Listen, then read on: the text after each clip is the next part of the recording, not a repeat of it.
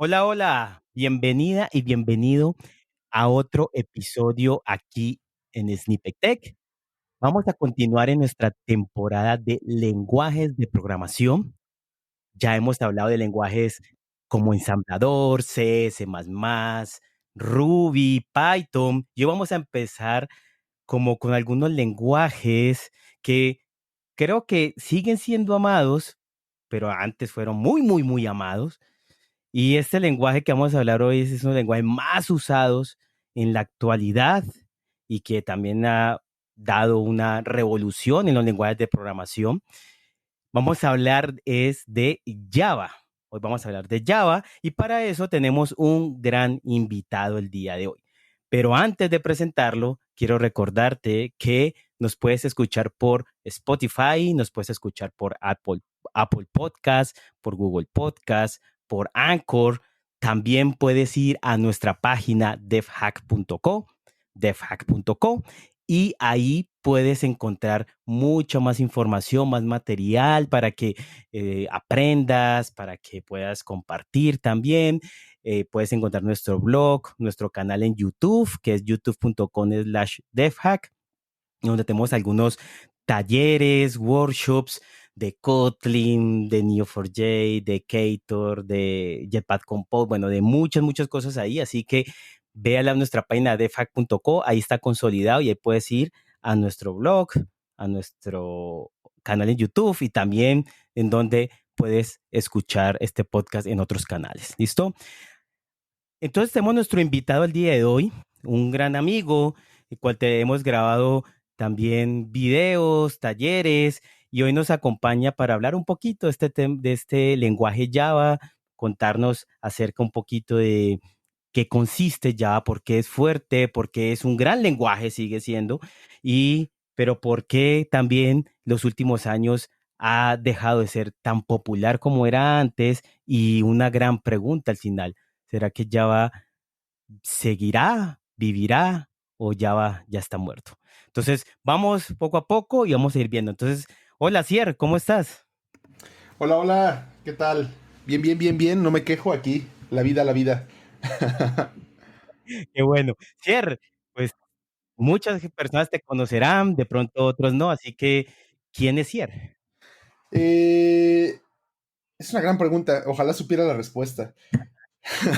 Nada, soy desarrollador, nerdazo, un nerdazo de la vida. Dedico mi tiempo y mi vida a hacer cosas muy nerds. Me encantan los juegos de mesa, me encanta leer cómics. Padre de familia, tengo una chamaca, tengo una pequeña que me da lata. Y nada, me encanta el código, me encantan las comunidades, me encanta participar y aprender de otros. Entonces, eso es mayormente a lo que me dedico, a lo que le hago.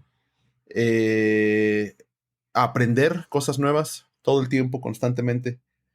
Eh, ese soy yo, creo. Recientemente aprendí a Bien. patinar, aprendí a usar la patineta, eso fue algo novedoso. Sí, Sí, sí. vea pues. Yo pensé que sabías. No, no, no, no, no. Siempre he sido nerd de casa, nerd encerradito, paliducho de cuarto, o sea. Bicicleta, bicicleta. Ajá, sí, claro, nada más Y, transporte.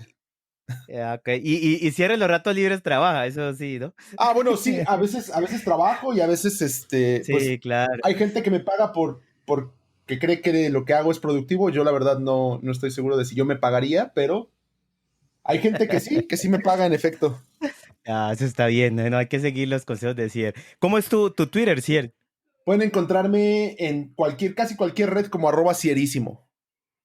Cierísimo, @cierísimo. Ya Ajá. saben, encuentran en cualquier red ahí, más en Twitter, que pronto es más activo, ahí lo pueden encontrar a Cier. Bueno, Cier, empecemos con nuestro lenguaje Java y quiero conocer de pronto de tu punto de vista cómo empezó Java. O sea, ¿sabes algo cómo es la historia de Java, cómo nació y el por qué nació? Claro, sí. Mm, para eso tenemos que hablar del principio de los tiempos. Y en el principio era nada y luego los planetas chocaron. Bueno, gases se empezaron a Y comprimir y hubo una gran por ahí en el explosión. año 1885 apareció. Tenemos que hablar de Ada Lovelace, hija de Byron, de Lord Byron, la primera programadora. No, hablando en serio, en el mundo de la programación, Pues si nos vamos a muy al principio, pues antes eran tarjetas perforadas, ¿no? Y después de eso empezaron a darse cuenta que necesitábamos lenguajes de alto nivel, o sea, que facilitaran que el humano pudiera decirle a la computadora qué hacer. Y por mucho tiempo el reinado estuvo entre lenguajes como por ejemplo Fortran, Pascal, C, C++, y todos tenían como un enfoque muy como dedicado a procesos, dedicado a hacer como la chamba por funciones, por así decirlo, a trabajar por funciones, a trabajar por bloques, ¿no? Sí, Ajá, procedimental. Ajá. procedimental. Sí. Y entonces había una empresa que se llamaba Sun Microsystems y esta empresa Sun Microsystems tenía un empleado que se llamaba James Gosling. Y pues básicamente lo que ellos vieron es que había algunos lenguajes que habían tratado como que de romper el paradigma, por así plantearlo. Habían buscado el tratar de hacer cosas distintas. Estaba, por ejemplo, Prolog. Si alguna vez han programado en Prolog, es muy distinto a programar en C o en C++, incluso al punto de que las variables son muy distintas. Estaba Lisp, por ejemplo. Estaba Pascal, estaba Fortran, y ahí por ahí estaba Smalltalk. Smalltalk era un lenguaje que estaba muy Influenció basado. mucho en otros lenguajes, Sí, sí, sí. Lo que en buscaba Python, Smalltalk Ruby. era como crear. No quiero usar esta palabra todavía, así que vamos a tratar de imaginar otra forma. Tratar de crear Sí, entidades, tratar de crear datos que se mandaran mensajes entre sí. Eso es lo que buscaba de alguna forma Smalltalk. Buscaba como eso, el mandar mensajes de un punto a otro, pero que pudieras tener muchas entidades que estuvieran comunicándose entre ellas. Y Sun Microsystems tenía esta idea de que a lo mejor si lograran tener un lenguaje que facilitara la creación de estas entidades o que facilitara la creación de datos, sin tener que pelearte con cosas muy de bajo nivel, podrían a lo mejor crear algo que pudiera ejecutarse en más lugares. Por eso es que ellos tenían esta promesa de Java, del Great Ones Runs Everywhere. correcto. Creo que esa es ¿Qué la quiere parte decir? más crítica de todo Escríbelo Java. una vez y ejecútalo en cualquier lugar. Sí, Es sí, lo que sí. quiere decir eso que hablaste. Sun Microsystems vendía muchos sistemas, o sea, vendían computadoras, vendían sistemas, vendían software, etcétera. Operativos, Sí, correcto. ellos eran dueños de, por ejemplo, de Solaris. Solaris, Tenían exacto. Solaris. Entonces, Sun Microsystems lo que quería era justamente el facilitar que su software pudiera ejecutarse en muchos lados. Por eso, pues crearon Java con esa intención, ¿no? Con la intención de decir, escribes una vez y se puede ejecutar en cualquier lugar. Por eso, esa era una broma o era algo que no era una broma, porque en realidad pasaba el punto Y en verdad pasó. sí, de las licuadoras y los microondas con Java. Sí, yo escuché eso, pero en verdad eso existió. Yo Sí, sí, siempre sí. escuchaba que sí, que podías correr un microondas, pero yo decía, pero ¿cuál cómo le programo un microondas? Sí, sí se podía. Sí hubo dispositivos muy pequeños corriendo, o sea, por ejemplo, calculadoras de estas tipo Texas, de estas Ajá, calculadoras así muy inteligentes corriendo Java. Por muchos años, por ejemplo, los teléfonos con Java 2ME fueron como la correcto. onda, ¿no? Muchísimos teléfonos que Sí, tenían Java con jueguitos mínimos y cosas, funcionalidades mínimas, pero tenían claro, Java. claro. Ahora, quiero aclarar una cosa ahí que decías de escríbelo una vez y ejecútalo en cualquier lugar. Creo que esto fue algo que Un como parteaguas. rompió, sí, o sea, como que fue algo que fue algo importante, un componente importante en la historia de Java, porque yo en los episodios pasados les contaba que con C o C++ tú tienes que compilarlo para Sí. que pues convierta al lenguaje máquina y correrlo. Pero entonces si ese programa lo vas a correr en Windows, pues tienes que compilarlo para correrlo. Y tienes que ir a Linux, compilarlo para correrlo. Entonces eso pues de sí o sí pues no es tan portable, por decirlo así. O sea, el programador lo puede hacer, pero más portable es que tú lo compilas, pero nunca más lo vuelvas a compilar, sino que cuando lo llevas a Linux, a Windows, lo que sea, simplemente él va a ejecutarse sin tener que volverlo a compilar, ni hacer comandos, ni nada de ese tipo de cosas. Eso creo que fue el boom ahí de Java y con lo que ellos, Sí. pues su bandera y su himno y todo, porque, y fue lo que lo hizo famoso, ¿no? Sí, sí, si hablamos ahí de dos partes, bueno, hablemos primero de esto, ¿no? Java como tal es un lenguaje. Y asimismo se estableció cómo podemos el hacer que este lenguaje pueda correr software en cualquier lugar, ¿no? Entonces, la magia y la maravilla que hizo Sun Microsystem fue en aquel entonces, bueno, todavía a la fecha, hay diferentes procesadores, ¿no? Todavía hoy tenemos Intel, AMD, ARM, Entonces en algún punto dijeron, bueno, ¿cómo podemos dejar de lidiar con hablarle a cada procesador y empezar a hablarle globalmente a los procesadores? Y lo que hicieron directamente la gente de Sun fue, ¿sabes qué? Vamos a crear algo, un programa que se pueda mover entre procesadores, pero sea un solo programa y que ese programa pueda tomar las instrucciones de Java. Y así fue como crearon dos cosas por separado, ¿no? Crearon el lenguaje, la especificación del lenguaje, y crearon la plataforma donde corría el lenguaje. Esa plataforma es la JVM, la JVM, que es la máquina virtual de Java. Básicamente lo que haces es tener un programa ejecutándose en tu computadora que está escuchando las señales de lo que tú escribes en el código. O sea, tú no le hablas directamente a la computadora, le hablas como a un contenedor, un intermediario. Entonces tú le puedes hablar muy vulgarmente al intermediario y el intermediario se encarga de traducir eso a un alto nivel para la computadora.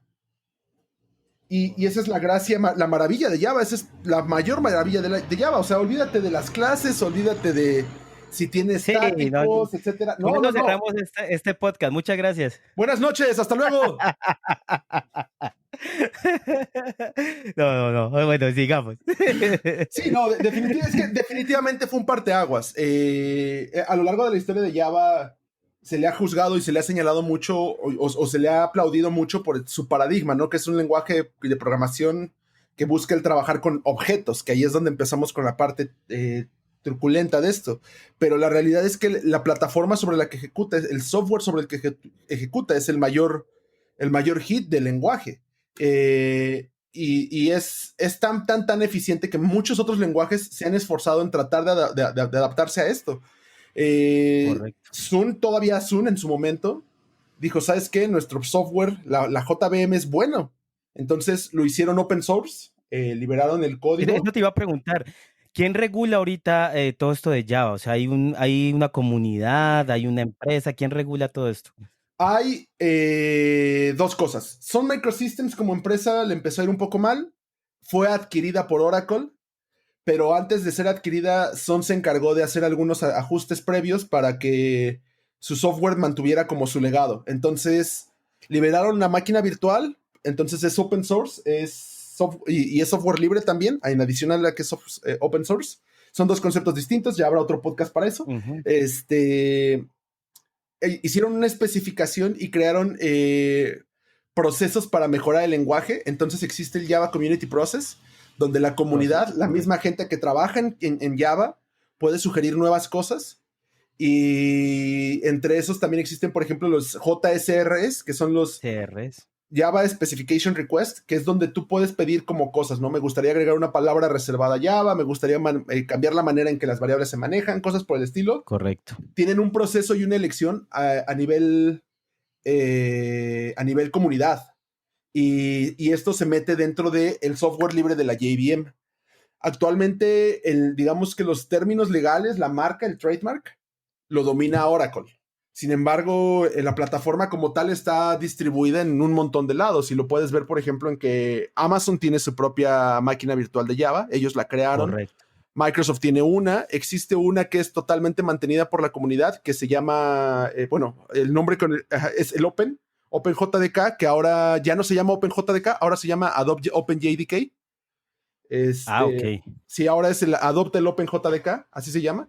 ¿Esta Zulu es de Amazon? ¿Es qué es? Zulu es una empresa privada. Es su propia, Ok. es una empresa por separado, pero le dedican muchísimo a Java. IBM también tiene su propia máquina virtual. O IBM sea, también. cada quien ha creado como esto. Y si el día de mañana, digamos, nosotros, comunidad, decidimos que nos hace falta algo en Java, podríamos crear nuestra propia versión. E Ok. incluso Pero ellos crean la máquina virtual, pero más no crean algo del compilador como tal, o simplemente la máquina virtual.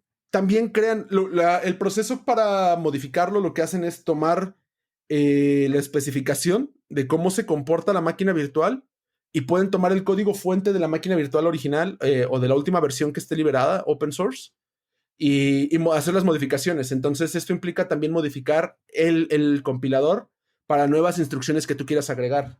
Por ejemplo, un Ah, caso, un ok. caso concreto es J9 de IBM. J9 es la versión del JDK y de la máquina virtual de Java Y lo que tiene de maravilloso es que, por ejemplo, si tú instalas la versión 7, por así decirlo, en tu computadora y tú usas la versión 7 de la máquina virtual, trae todos los parches de seguridad hasta la última versión de Java que esté disponible.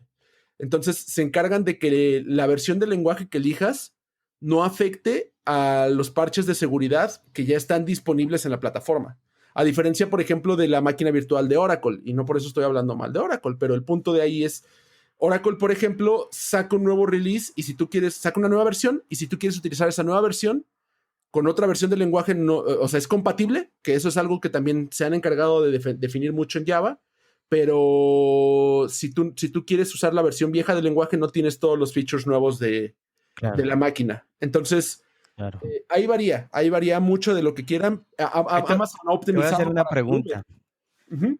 Te voy a hacer una pregunta, pero antes de hacer la pregunta es aclarar a los oyentes que Java es un lenguaje, se puede decir que ahorita es multiparadigma, porque se orienta a objetos, pero también ya tú por ahí nos contarás de pronto ahorita que tiene de pronto cosas funcionales también, han Así ido agregando es. en sus últimas versiones, ¿sí? Y tiene un compilador y compila algo intermedio llamado bytecode. Este bytecode es interpretado por la Java Virtual Machine. Entonces mi pregunta va con respecto a esto que estás hablando de las diferentes Java Virtual Machine es, si hay diferentes Java Virtual Machine y dices tú que de pronto una puede tener cosas que la otra no, yo podría, o sea que podría compilar, pero podría no correr en todas las máquinas virtuales de todos esos proveedores. Mm, ¿Podría pasar eso? Es una buena pregunta. Idealmente no. Sí llega a haber algunos errores o detalles pequeños y menores, pero en realidad tú podrías utilizar el compilador que quieras y correrlo en la máquina virtual que quieras, en teoría. Ok, Sí hay en problemas teoría. sí hay problemas y diferencias, porque obviamente, por ejemplo, digamos que IBM implementó un parche dentro de su máquina y no está disponible en Amazon. Y a lo mejor tú esperas un comportamiento y ese comportamiento sí sucede, pero no con la misma eficacia. O sea, ese puede ser el detalle. Puede ser que no tengas el mismo performance o tenga todavía un bug por ahí que no ha arreglado Amazon o que no lo ha arreglado IBM o que no lo ha arreglado Microsoft o cosas por el estilo. Pero en general Ya. sí es posible. Ok. Ahora, em, yo recuerdo, y también te quiero preguntar, bueno, ¿cuál fue fue la primera vez que usaste Java, en qué lo usaste y en qué lo has ido usando? Y yo recuerdo que la primera vez que lo toqué fue en la universidad, pero en un proyecto y que después hice algunos otros proyectos con los applets. Y estos applets era que podría correr Java en el browser. Entonces, podrías ver esos programas de Java en browser que se veían muy feos y todo eso, pero podías correr Java en el browser y eso era pues una maravilla y todo eso. Ya luego, pues, lógico que empezamos a usar otras cosas. ¿Cuál ha sido tu experiencia, Ciero? ¿Cómo empezaste a tocar Java y hasta dónde has llegado? La primera vez que lo encontré en mi vida fue justamente igual en la universidad. Y la verdad, yo venía de un mundo de C y venía de un mundo de Python. Exacto. Yo había hecho mucho C y mucho Python. Entonces, cuando llego a Java, no me hace sentido la mitad de lo que estoy viendo, ¿no? Public Static Class. O sea, ¿qué son esas cosas y para qué sirven? No me interesa. Yo quiero poner en la pantalla De un Python. texto, ¿no? Sí, sí, Claro. sí. Entonces fue muy complicado y la verdad abandoné, tiré la toalla en el momento. Terminé el semestre, pasé la materia que tenía que pasar, que de hecho era la clase de introducción a programación orientada a objetos, y no volví a tocar Java hasta, eso fue por ahí del 2001, 2000, no, en el 2000. En el 2000 me tocó a mí hacer eso, y nos hablaban de lo novedoso que era Java. Este, no es cierto, perdón, 2000 yo tenía 10 años, en el 2010. En el Sí, 2010. yo creo. Y no, en el 2010 y nos hablaban de lo maravilloso que era Java 6, la magia de Java 6. Y me acuerdo que todavía nos hablaban de la famosa y mágica Java, la clase Scanner, que había quitado mucho de los buffers. Sí, Fue de los mágico para el buffers. momento, pero no me gustó, la verdad se me hacía muy raro el tener que crear algo escáner, no me hacía sentido, no me gustaba y lo abandoné. Y por ahí del 2012 fue cuando entré a un trabajo donde todo el backend, toda la parte de los servidores estaba hecha en Java. Y fue donde empecé a conocer un poco más, a adentrarme.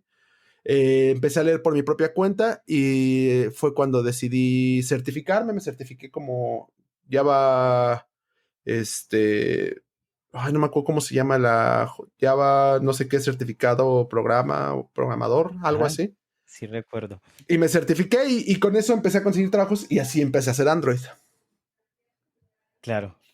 Ok, interesante. Ahora, recuerden, y yo recuerdo, pues, cuando usaba ya, no sé si recuerda, Cier, pues, yo también en un tiempo tuve que hacer temas de backend y hice unos temas con Java, sí, bastantes años igual. Y recuerdo que hacíamos algo interesante que era los Enterprise Java Beans.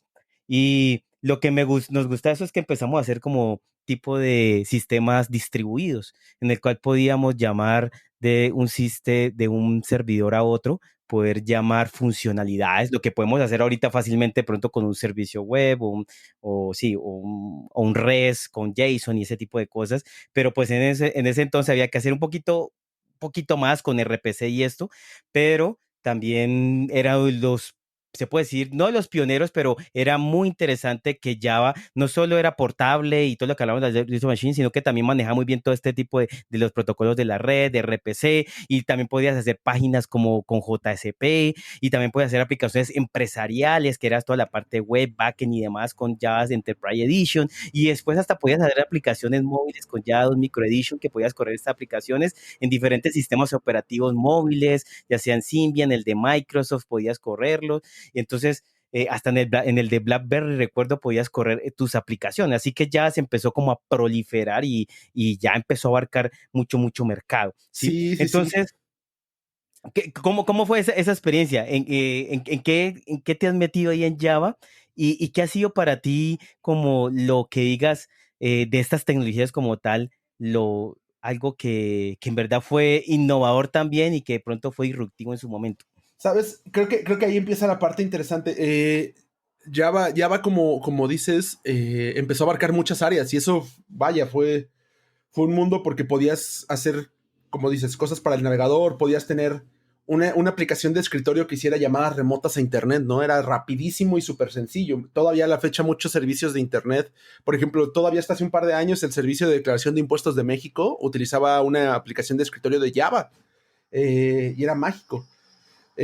Horrible, horrible y lento, pero mágico. Y sí, los Java Beans, la versión Enterprise, dijiste esa palabra que a mí siempre me hizo mucho ruido, ¿no? Enterprise, se me hacía como una excusa falsa que usaban muchos, pero es porque así se llamaba la versión de Java y así funcionaba y era muy sencillo. Incluyes nada más la librería y ¡pum! ¡Jala! Y ahí está la magia, la maravilla de por qué Java fue un lenguaje tan popular y logró lo que logró cuando otros lenguajes no podían. El manejador de paquetes y el open source, el Maven, el famoso Maven y el famoso Ant y Claro. el Ivy. O sea, la maravilla de Java, la gente cree que la maravilla de Java es la programación orientada a objetos y la realidad es que eso es lo que hace más feo a Java. la, realidad, Sí, la realidad de Java es la plataforma JVM y todas las herramientas que se crearon alrededor de ella. Java fue uno de los lenguajes que y hablar de los frameworks. Sí, frameworks, o sea, justo eso voy. Todas las librerías y cantidad de proyectos open source que se hicieron alrededor de Java. O sea, Java es uno de los promotores del open source más fuertes de la industria. Fue por mucho tiempo.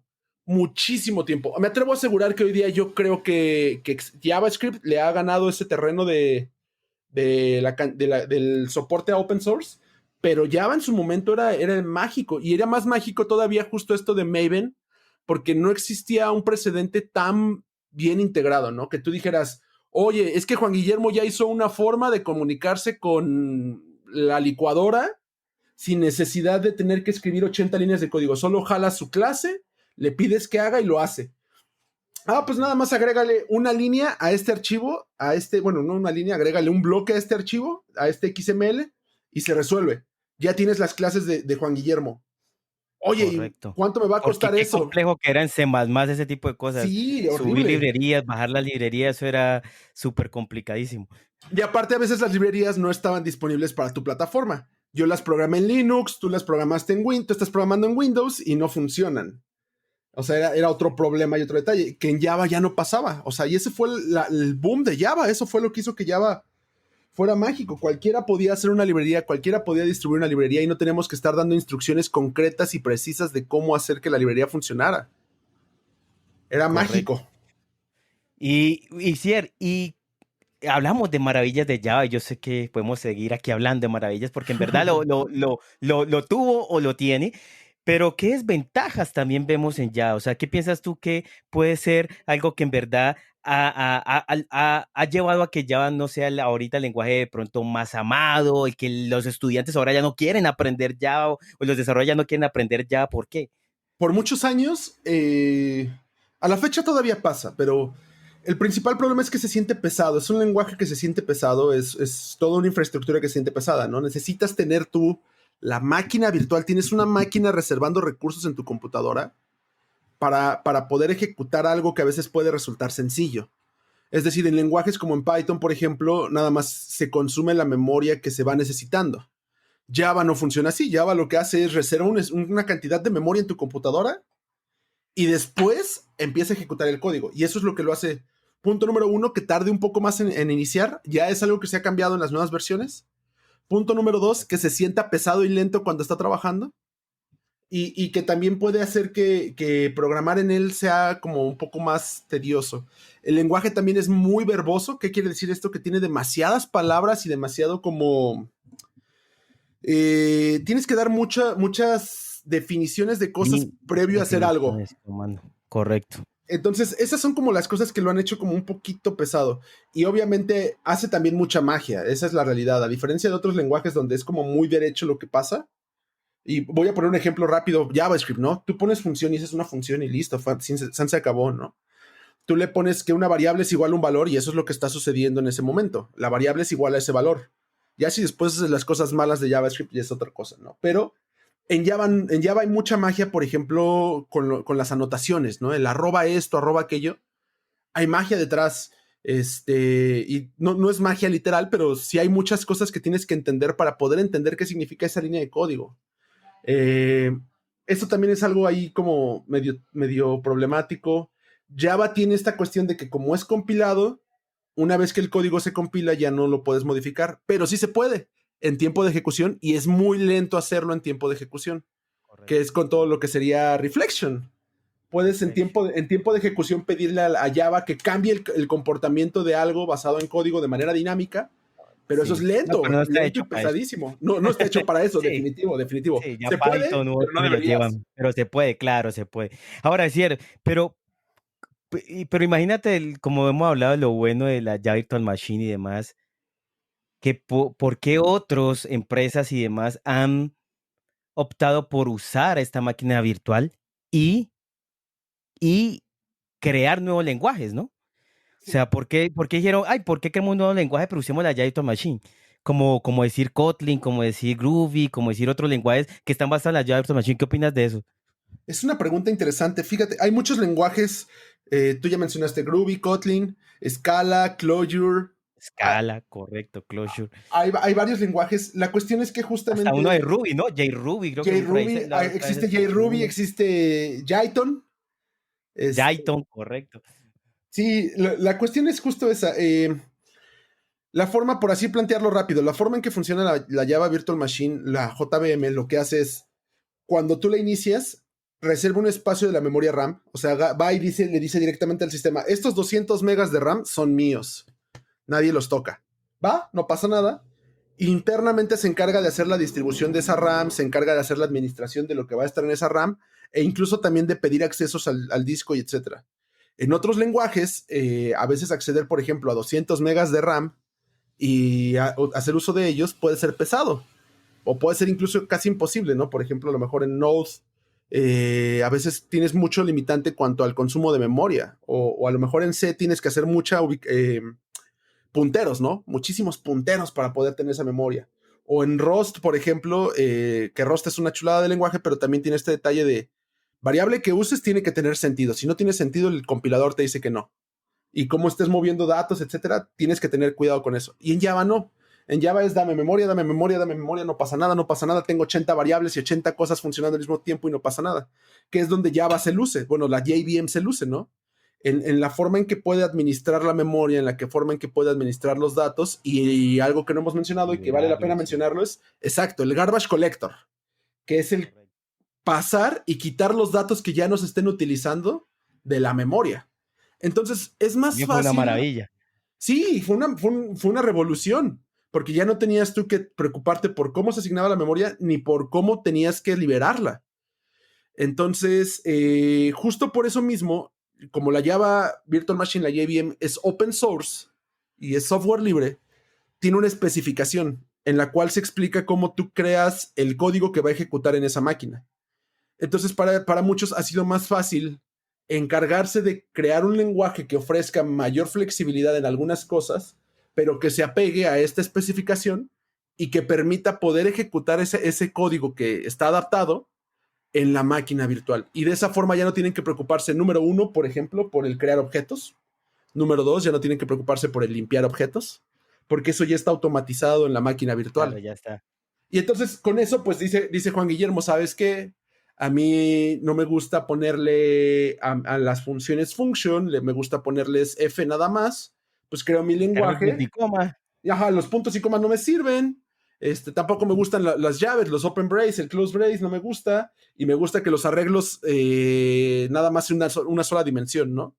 Entonces, Juan Guillermo crea su propio lenguaje y se encarga de nada más que él tener un compilador que pueda traducir ese lenguaje que él creó a la especificación del bytecode que va a ejecutarse en la máquina de Java.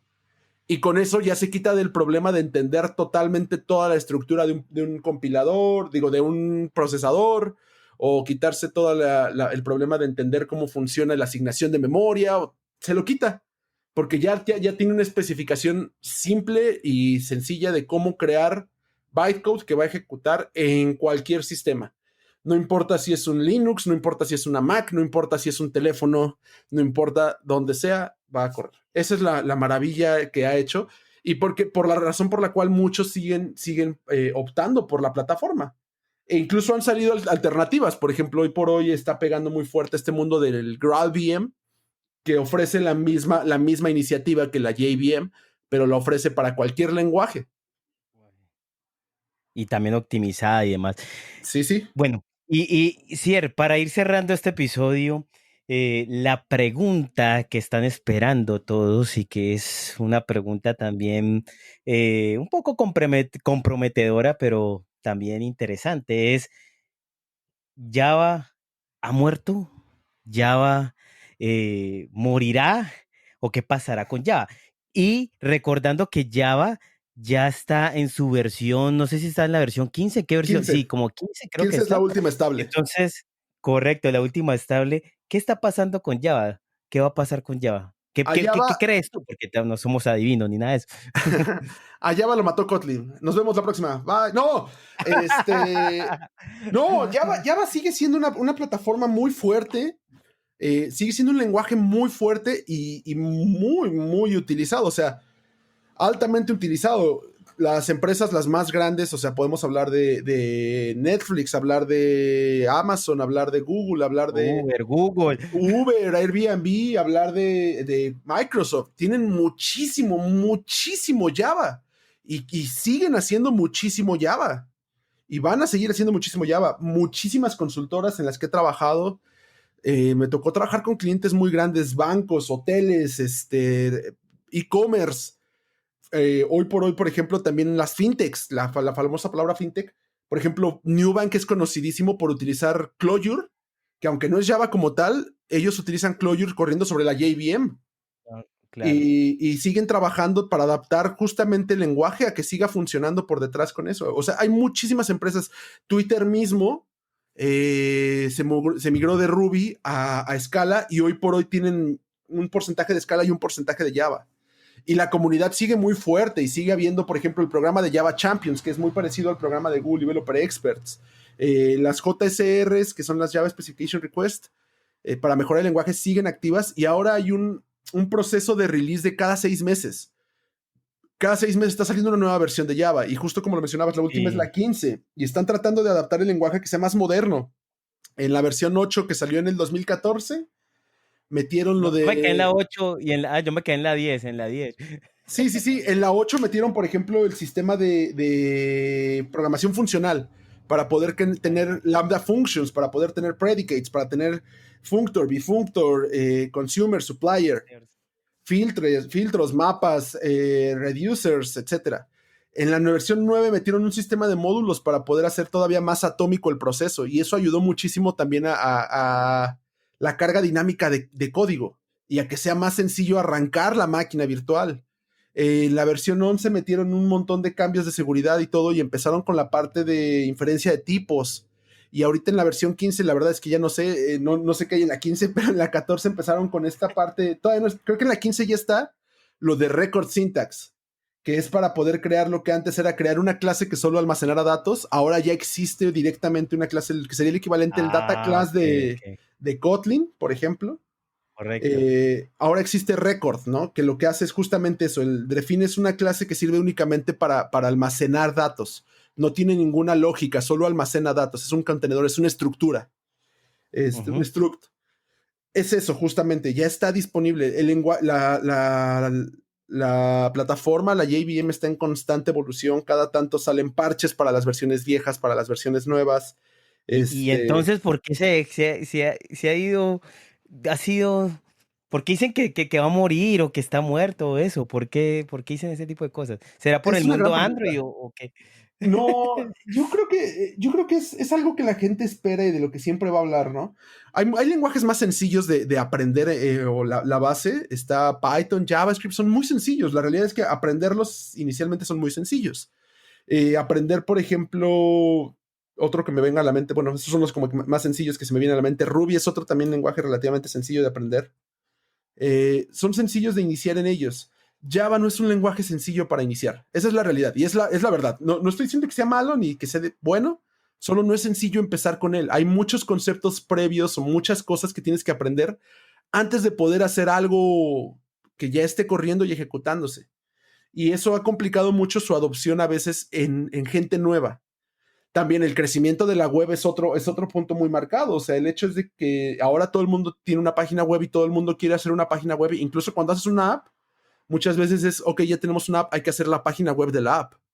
Y eso también ha impulsado muchísimo el mundo web, JavaScript, Claro. HTML con JavaScript y Entonces se ha CSS. convertido Java en como que solo backend, porque antes Exacto, Java pues, podría ser uno páginas y demás, pero por ahorita ya se limitaba a solo backend. exacto. Java lo han delegado mucho como al trabajo forzoso, cuando necesitas concurrencia muy extrema o cosas muy pesadas que tengas como certeza de que van a estar como mantenidas y sin caerse y que no le va a doler aventarle millones y millones y millones de peticiones, que también puedes hacerlo con otros lenguajes, pero con Java es como lo tienes casi casi gratis por solamente estar usando Java. Eso es O como sea la que en razón de por qué conclusión, ha caído, sí.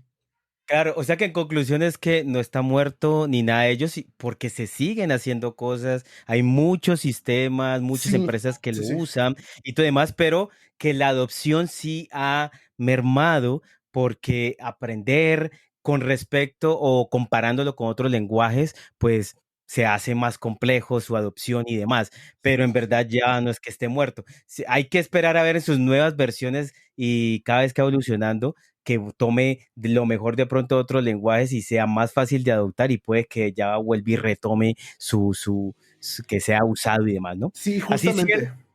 Justamente. Nada Quiero, más quiero agregar ahí dale, algo, dale, nada más dale. como una parte también interesante de esto es, mucha gente cree que Java está muerto porque históricamente la gente le tenía miedo a actualizar Java.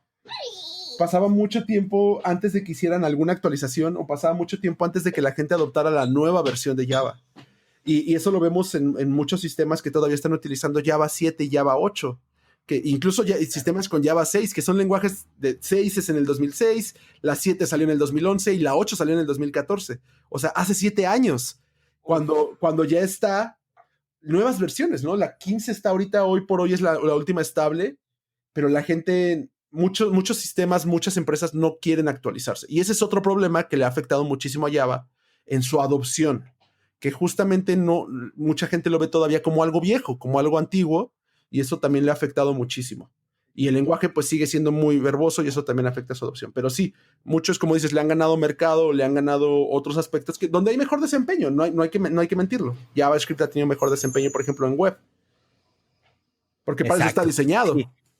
Correcto, sí, y ya hay nuevos lenguajes y a partir de los lenguajes, nuevos frameworks que han permitido ser más productivo, que también maneja mejor la concurrencia, que maneja mejor el rendimiento, así que ya hay más competencia, por decirlo así, y Sí. pues es difícil competir entre todo eso. Y yo creo que más que competir, lo que quiero también dejarles en estos episodios es que de pronto los lenguajes pueden ser para un caso específico, para un proyecto Exacto. específico. A veces somos a fans, somos fanáticos de un lenguaje o amamos un lenguaje y queremos con eso resolver todo, pero pues a veces no es posible. Entonces, lo que quiero dejarle en estos episodios es, miren, escuchen qué tiene cada lenguaje, en qué es bueno, en qué es malo, ¿sí? Pues se puede usar para esto, para lo otro, y así usted tome las mejores decisiones en sus proyectos. Cierre. En Para efecto. cerrar, quiero que le dejes a la comunidad algún mensaje, una conclusión acerca de este lenguaje o acerca de la programación en general.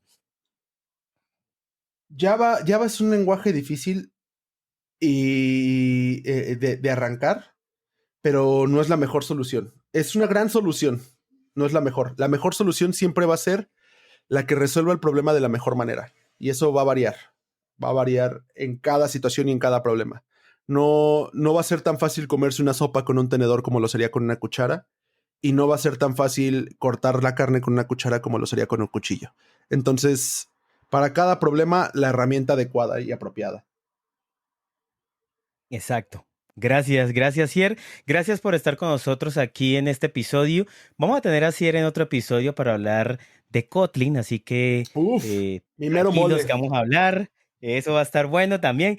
Y también vamos a ver si para todos los lenguajes de la Java Virtual Machine podemos debatirlos y hacer episodio aquí. Entonces, vamos a seguir hablando de esto, pero por ahora este episodio de Java ya hemos concluido. Espero les haya gustado, espero les haya servido mucho. Recuerden compartirlo, recuerden darle like y gracias por escucharnos. Gracias, Cier, por estar acá. Muchas gracias y nos vemos en otra oportunidad. Hasta luego, Juan. Gracias por invitarme. Saludos a todos. Chao, chao.